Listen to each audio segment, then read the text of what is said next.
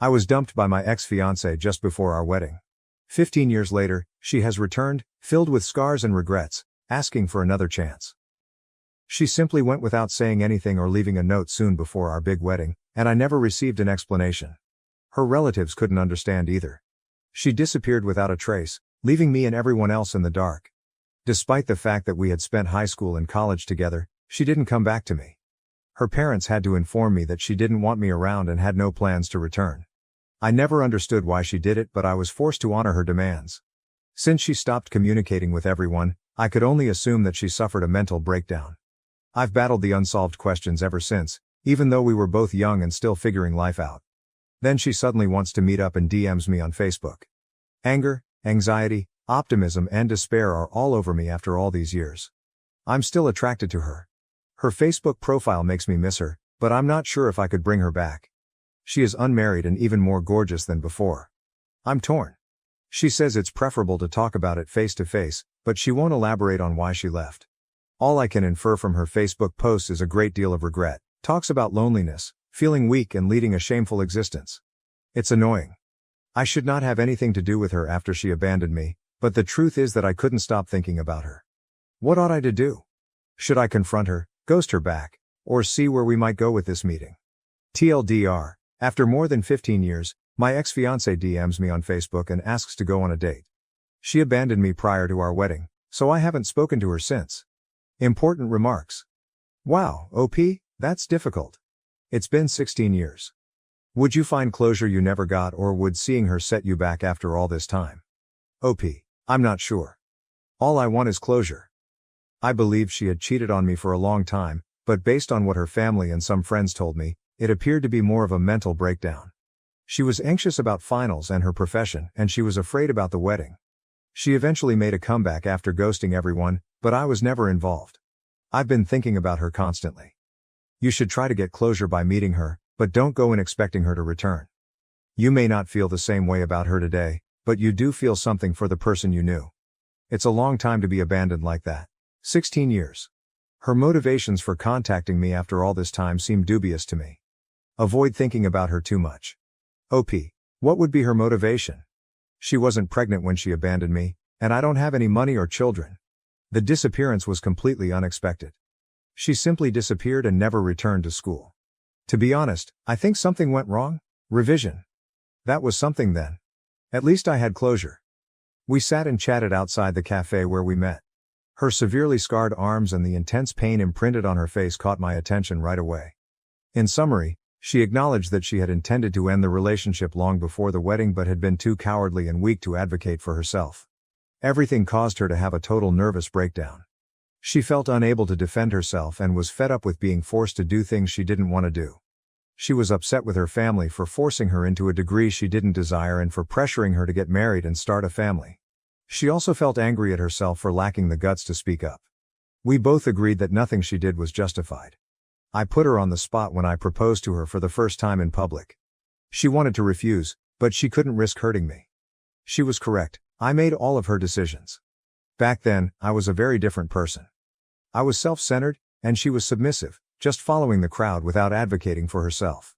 I frequently muffled her speech, preventing her from developing or becoming her own person. Everything culminated at one point and she suffered a total mental collapse. The only person she ever trusted, her best friend, advised her to flee her issues. She claimed that the only thing she knew how to do was to flee. Her life took a turn for the worse. She didn't say what she had done, but she ended up in prison for a while after being homeless for a few years after being evicted by her best friend's husband.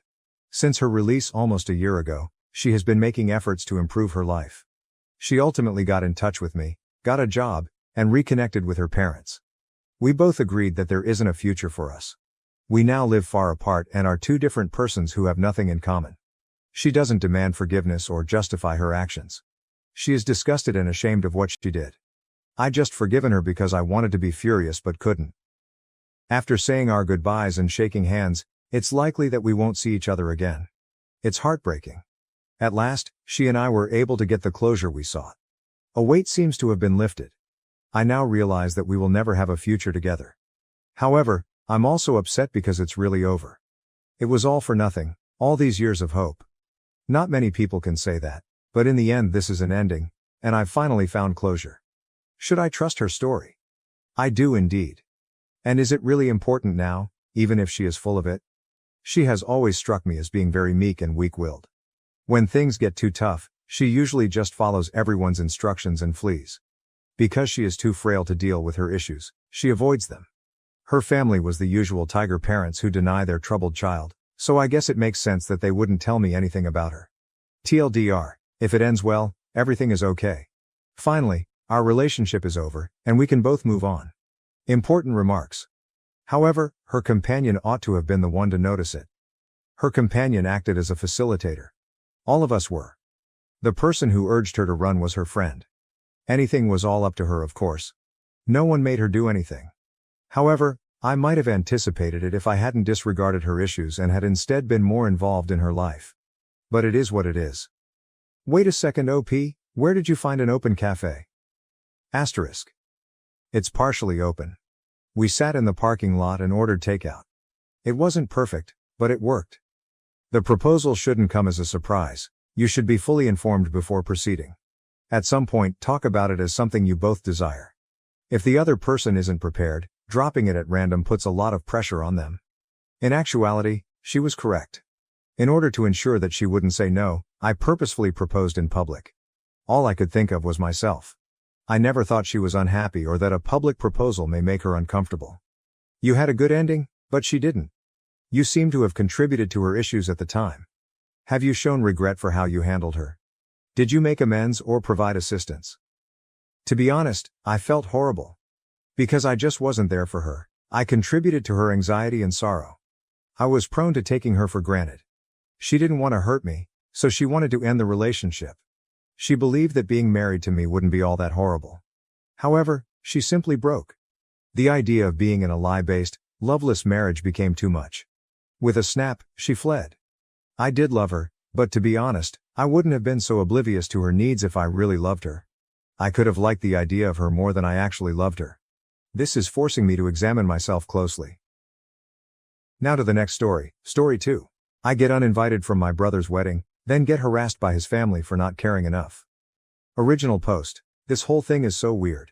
I, 27 am gay. I came out at 16 and my parents told me they would always love me, but to not mention it to my older brother who I'll call Brick.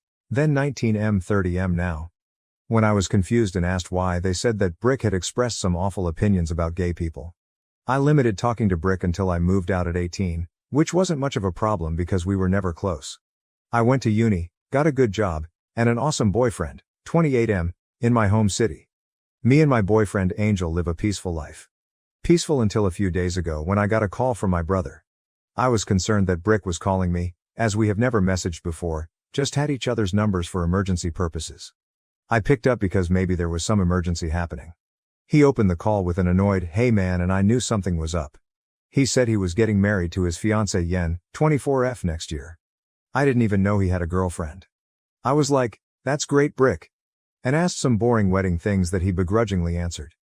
He then told me invites were being sent out in a couple weeks, and that I could bring a +1. Here's where I made the mistake that started this mess. Without thinking like an idiot, I said, "Cool, I'll bring my boyfriend." Major mess up. Brick immediately started yelling insults down the line, screaming that he wouldn't have an FF slur at his wedding. I didn't say anything and just hung up. I was rattled by hearing those words from my own brother's mouth, even though I knew his feelings about people like me.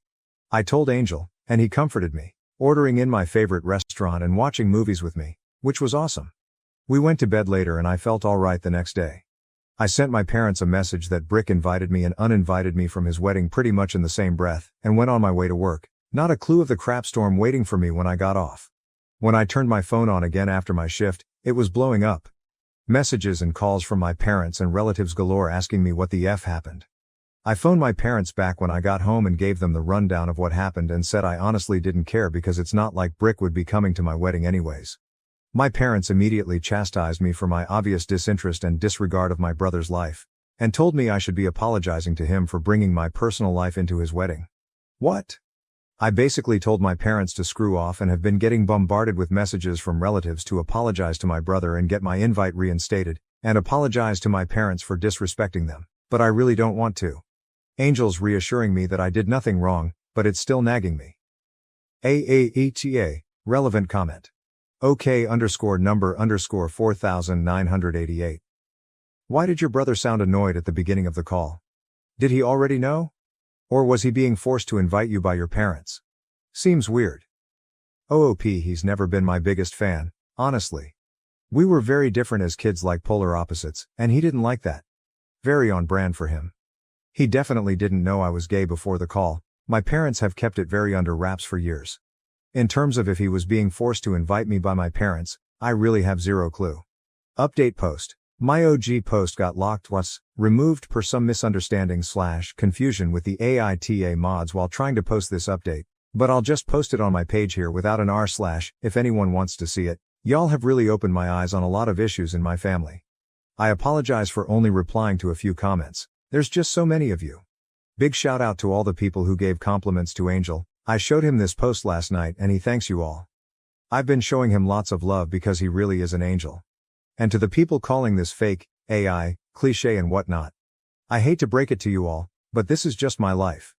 It sounds cliche because this is the sort of all too real thing that happens to many people in the community. Just move along if you want to say that stuff, because you're honestly just wasting your time. One of two things I would also like to address is people questioning me about thinking I could possibly be the AH in this situation, and all I can say is that when you have a mass of people telling you you're wrong for what you did, it's hard to not maybe believe them just a little bit, no matter how absurd it is.